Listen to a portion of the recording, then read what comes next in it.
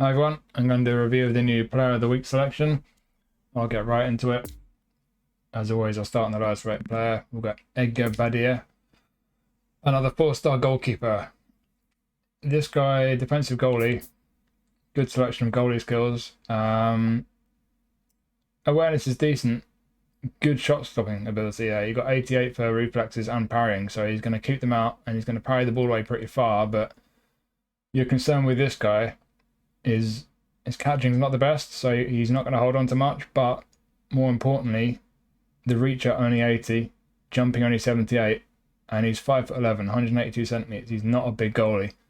Usually for goalies not so tall, they tend to have decent reach or jumping to make up for it, or sometimes they can be tall and not have the best jumping and reach. Either way, it tends to kind of even itself out. But with this guy, he's not the tallest and he's lacking a bit in reach and jumping. So with his size, you are going to notice that. So if you're desperate for a goalie, sure, he might do a job for you until you get someone better, but otherwise I don't think this guy's going to appeal to many people. Next up, we've got Quates from Sporting. Usually a build-up, I think, is Destroyer this time. Very tall, 196, about 6'5", I think. He's got a good selection of skills. Heading and aerial superiority go well with his height. His jumping is not the best though, but I think overall, with that great physical contact, the good heading, those aerial skills, he will be pretty decent in the air. Not the quickest, but he's a big guy. You expect that. Defensive abilities, this guy is 4 stars. Not great, you know. If he was a 5-star, that'd be pretty weak. But for a 4-star, it's not so bad. But again, we don't really have much means of playing 4-star matches, so you're treating this guy as a 5-star player because that's the only level we really play at, and he's going to come up a bit short defensively. He's fairly decent on the ball down the left-hand side here. He's got some decent stats. Like I say, good selection of skills for a centre-back. So, yeah, if you really need a centre-back, he could do a job for you for sure. But, again, those stats down the middle, especially a defensive engagement, only 80, he'll come up a bit short. So I think for most of us, unless you're a Uruguayan or a Sporting fan, he's probably not going to really appeal. Next up, we have Eze back in Player of the Week again. Another whole player version of Eze.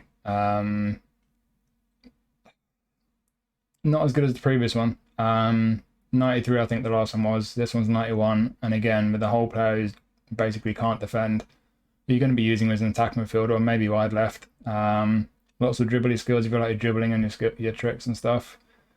In terms of end product, first time shot and pinpoint crossing is really what he's got. Pinpoint crossing with only 76 for lofted pass is not the best. And he can't play on the right, so he's not really going to do a lot in terms of crossing. It's not going to count for a great deal, that pinpoint crossing skill. First time shot might do though. 79 for finishing, not bad. 81 offense awareness is good. Good pace, brilliant balance, and obviously a whole player. So if you're playing him through the middle, he's getting into good attacking positions. That first time shot and 79 finishing, he could get goals for you. Brilliant on the ball. Passing's alright, it's not special though. 82 low pass for an attacking midfielder is not the best, and he doesn't have one-touch pass or through passing. So if you're asking too much from him with your passing, you might get found out. But ultimately, this guy, like I say, he's got 1 or 2 weaknesses, 1 or 2 drawbacks, but he could be a lot of fun. And then next we have another attacking midfielder, Ganso. Interesting one because we don't tend to get players from Brazil on Player of the Week. Usually only players who play in Europe. This is a pretty straightforward boost on his base card. They've not changed a great deal. This guy does have one-touch pass and through passing, which is crucial for an attacking midfielder. So he's going to create chances. And the first thing you look at when you're looking at those skills, you go over to his passing. 93, 91. This guy can pass. This guy has fantastic passing. He'll be deadly in the final third, creating chances for you. It's good on the ball. Very good control. Tight possession is pretty decent. Dribbling 81 is not bad, but when you look over at his pace, he's pretty slow and his balance isn't great. So on the ball, you might find him a bit lacking when you're trying to carry the ball and you're shrugging off opponents who are trying to dispossess you. I can see this guy getting dispossessed fairly easily.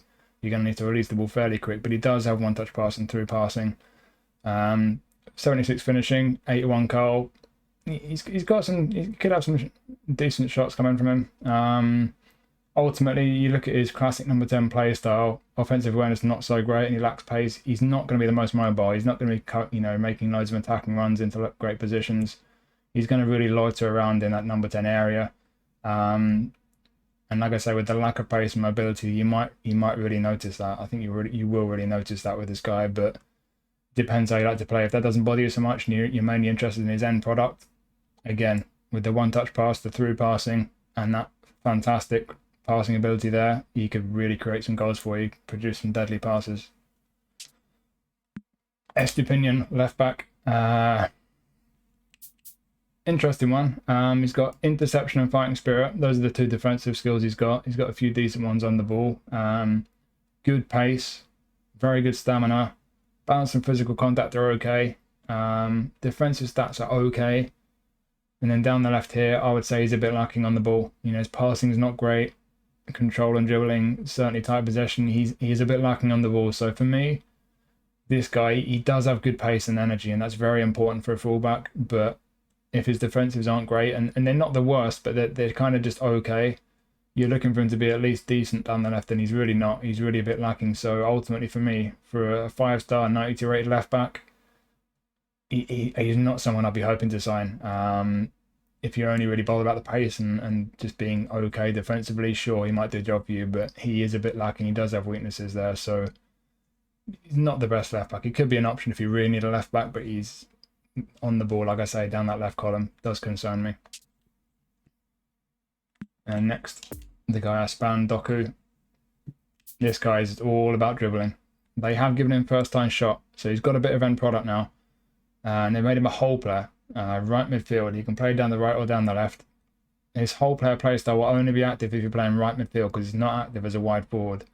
It's worth bearing that in mind, because the whole player play style can be pretty effective, getting those attacking runs into spaces from the wing. As I say, he's all about the dribbling. He's got a fantastic pace, great balance. You know, down the left-hand side, obviously good on the ball with really good dribbling. But it's the end product you're lacking with this guy. No long range curl, long range shooting, through passing or crossing. His passing stats aren't the best. His finishing isn't brilliant. Really, you're just going to want to try and get him into situations in and around the box to get shots away and get your goals, because first time shot really is the only skill he's got that's significant in terms of end product. Outside of that, he's really going to be one for the dribblers, the guys you love to get on the ball and dribble and do your tricks and your skills. For that, he looks like tremendous fun. But again, like I say, end product he is lacking, so keep that in mind. Then we have Igor Paixao, which I've probably said badly wrong. Another right midfielder like Doku. This guy's 92 rated. He's right-footed. He's an interesting one because he's a roaming flank. And again, you look at what skills he's got and what product he's got. Long-range curler is the only real product he's got. He's got some dribbly stuff. But long-range curler, from the right-hand side, he's right-footed. So really, if you want to make the most of that, you want him on the left. You look over here at what he's got for passing and finishing. Low pass 70 is not good. It's really not great. Lofted pass 75, he doesn't have pinpoint crossing. He's not going to be producing a lot of great crosses. So for me, 79 finishing there with long-range curl, like the one thing he's going to actually be decent at is getting into good positions to score goals and producing those long-range curlers from the left-hand side. They made him a roaming flank. He's normally a prolific winger. So for me, this guy, if you want him to be the most effective he can be, wide left, and like I say, get him cutting inside, making those runs, which he will as a roaming flank, into those central areas, producing long-range curlers, finishing 79, curl 76 isn't bad. But like I say, he does lack with the passing. He's good on the ball there. He's pretty good. Offensive awareness is good, which helps with those attacking runs, getting into spaces and good attacking positions. Great pace. Balance 80 isn't bad. Ultimately, I don't see this guy as being 92 rated. I'm not sure where they get the 92 for this guy. He's rapid and he's got a bit of ability, but again, it's the end product where he is lacking. So you just got to be mindful of his weaknesses and how best to use him. And next up, Alex Baena. Again, probably said that wrong. This guy's pretty neat. Whole player. Like with Eze, centre midfielder, whole player. Can't defend. So, you're not going to be playing him as a centre mid with any real defensive responsibilities. You want him getting forward. I would have him attacking midfield. Can play him left midfield and still have the whole player play style active. Or you could play him wide left forward. But you look at the skills. First time shot, one touch pass, through passing. He wants to get into those attacking areas, try and produce goals for you. He can create goals. This guy's got some real ability. He's got good pace there. Balance is decent. Stamina's all right. Down the left, offensive awareness is pretty decent, 81. He's really good on the ball, got great dribbling. He's got really good passing, really good finishing as well, and really good curl. So this guy really, anywhere in and around the box, he can produce for you. He can play through balls, he can shoot.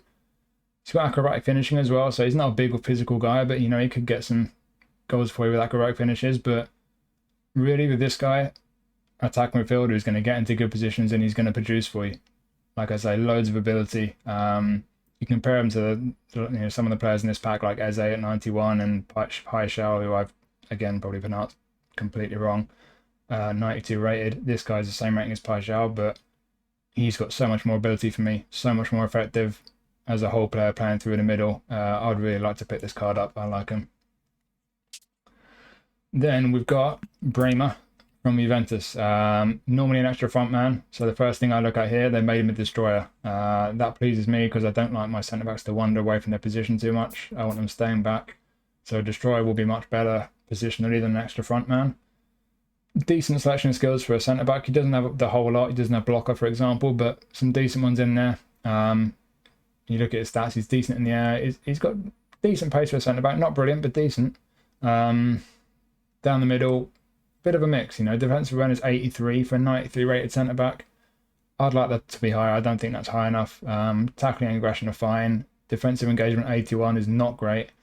And down the left, he's kind of okay. Not great, but not disastrously bad either. Just kind of okay for a centre back. But the one thing for me with this guy, 93 rated 5-star centre back, I don't think those defensive stats are good enough. If you're lacking centre backs, yeah, he'll do a job for you. Like I say, he's got a decent selection of skills. He's physically strong. He's pretty good in the air, but he doesn't really excel anywhere. And again, those stats down the middle, especially awareness, engagement, they're not the best. So I think most of us have probably already got better options than him at centre back. Then we move on to Gnabry. Gnabry from Baena. They've made him a goal poacher centre forward. Interesting one. The first thing I look at with this guy, now that we've looked at him seen that he's a centre forward and a goal poacher, he lacks first time shot. That's the one thing that really stands out. For a striker, you really want first time shot. You want him to be able to get shots away quickly. He doesn't have that. So that's the one real weakness with this guy. One thing he's really lacking. He's got soul control. He's got long range curling, long range shooting, one touch pass as well, which is really helpful in the build up. And you look over at passing 82. Good passing for a centre forward, especially with one touch pass. So he's going to be really pretty tidy when you know in the build up play. Very good on the ball for a striker. Good offensive awareness. Pretty decent finishing. Got some curl as well for his long range curlers. Good pace. Excellent balance. Stamina 75. You'll probably need to put counter target on him unless you're planning on subbing him off quite early. So that and the fact he's lacking first time shot, the only two real weaknesses with this guy. Otherwise, this guy is a really handy goal poacher who's got a bit of everything really. Pace, good on the ball, passing in the build up. Really neat. It's a really interesting Gnabry card, that. Finally, Lewandowski. What do you need to say about this guy really? It's just another good Lewandowski card. Goal poacher as you'd expect. Excels with his offensive awareness and his finishing. He's good in the air. Doesn't have aerial superiority, but he's got heading. He's got acrobatic finishing. He should be pretty decent from crosses.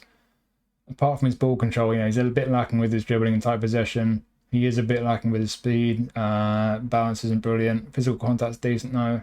Stamina, as with Gnabry, you probably need counter target on him or you will get tired pretty quick. And he's got all the skills you'd expect.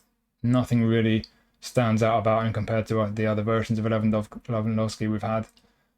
Just a very good striker who, like I say, does have 1-2 limitations with his speed and you know, he's not going to be great with dribbling and so on, but you just want a straight up goal poacher. As you'd expect, he's excellent. So there you go. That's all of them. Hopefully you found that useful, and I'll see you next time. Thanks for watching.